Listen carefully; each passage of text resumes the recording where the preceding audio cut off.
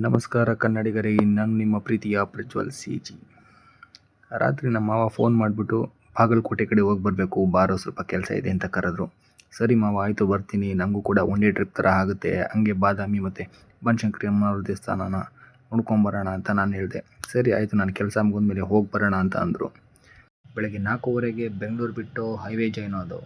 On the way ಹೋಗ್ತಾ ನಮಗೆ ಮೊದಲು ಸಿಕ್ಕಿದ್ದು ಹೊಸಪೇಟೆ ಡ್ಯಾಮ್. ಇಲ್ಲಿದೆ ನೋಡಿ ಹೊಸಪೇಟೆ ಡ್ಯಾಮ್. ನೀರು ತುಂಬ ಕಮ್ಮಿ ಆಗಿಬಿಟ್ಟಿತ್ತು ಸ್ನೇಹಿತರೆ. ಆನ್ ದ ವೇ ಹಾಗೆ ಡ್ಯಾಮ್ ನೋಡಿಕೊಂಡು ಮುಂದೆ ಬರುವಾಗ ನಮಗೆ ಕಾಣಿಸಿದ್ದು ಈ ಟನಲ್. ಎಷ್ಟು ಜನಕ್ಕೆ ಟನಲ್ ನೆನಪಿದೆ ಸ್ನೇಹಿತರೆ?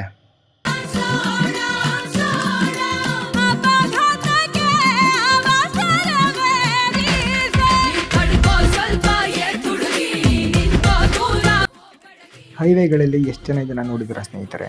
ನಾನಂತೂ ಚಿಕ್ಕವನಾಗಿದ್ದಾಗ ಇದು ಏರೋಪ್ಲೇನ್ ರೆಕ್ಕೆ ಅಂತ ಅನ್ಕೊಂಡ್ಬಿಟ್ಟಿದೆ. ಆದರೆ ಇದು ಏರೋಪ್ಲೇನ್ ರೆಕ್ಕೆ ಅಲ್ಲ, ಇದು ವಿಂಡ್ ವೀಲಿನ ರೆಕ್ಕೆ. ನಮಗೆ ಕರೆಂಟ್ ಉತ್ಪತ್ತಿ ಮಾಡುತ್ತಲ್ಲ, ಆ ವಿಂಡ್ ವೀಲಿನ ರೆಕ್ಕೆ. ದೊಡ್ಡ ದೊಡ್ಡ ಟ್ರಕ್ಗಳಲ್ಲಿ ಇದನ್ನು ತಂದು ಒಂದು ಜಾಗದಲ್ಲಿ ಇಟ್ಟಿರ್ತಾರೆ. ವೆದರ್ ತುಂಬ ಚೆನ್ನಾಗಿತ್ತು. ನಾನು ಎಂಜಾಯ್ ಮಾಡ್ತಿದ್ದಾಗೆ ಬಂದೇ ಬಿಡ್ತು ಬಾಗಲಕೋಟೆ.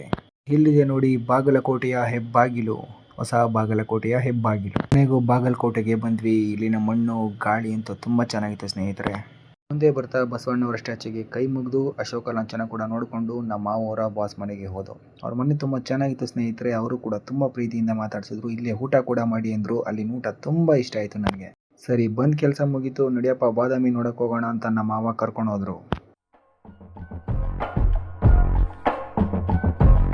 ಕೊನೆಗೂ ಬಾದಾಮಿ ಹತ್ರ ಬಂದೇ ಬಿಟ್ವಿ ಸ್ನೇಹಿತರೆ. ಇಲ್ಲಿ ನೋಡಿ ಬಾದಾಮಿ.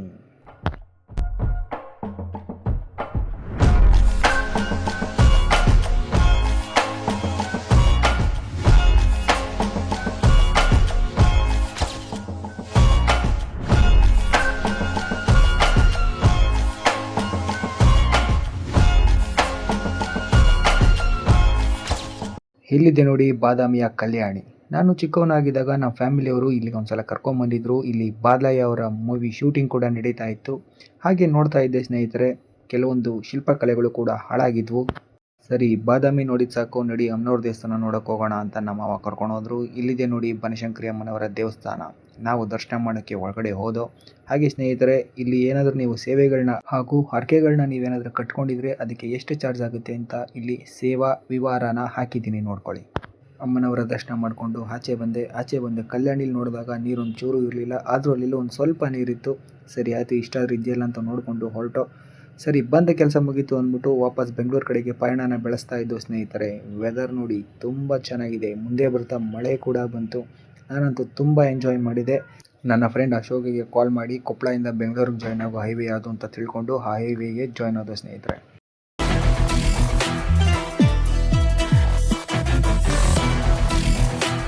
ಇದು KGF ಚಾಪ್ಟರ್ 2ನಲ್ಲಿ ಶೂಟಿಂಗ್ ಮಾಡಿರೋ ಫ್ಯಾಕ್ಟ್ರಿ ಅಲ್ಲ, ಸುಮ್ಮನೆ ಹಾಗೆ ಒಂದು ಕ್ಲಿಪ್ ತೊಗೊಂಡು ವೀಡಿಯೋಗೆ ಜಾಯ್ನ್ ಮಾಡಿದೆ ಅಷ್ಟೇ. ನನ್ನ ಒನ್ ಡೇ ವ್ಲಾಗ್ ಈ ರೀತಿ ಇತ್ತು ಸ್ನೇಹಿತರೆ. ಇದೇ ಥರ ನೀವು ಸಪೋರ್ಟ್ ಮಾಡಿ, ಫಾಲೋ ಮಾಡಿ, ಸಬ್ಸ್ಕ್ರೈಬ್ ಮಾಡಿ ಹಾಗೂ ಬೆಲ್ ಬಟನ್ ಒತ್ತಿ. Thank you.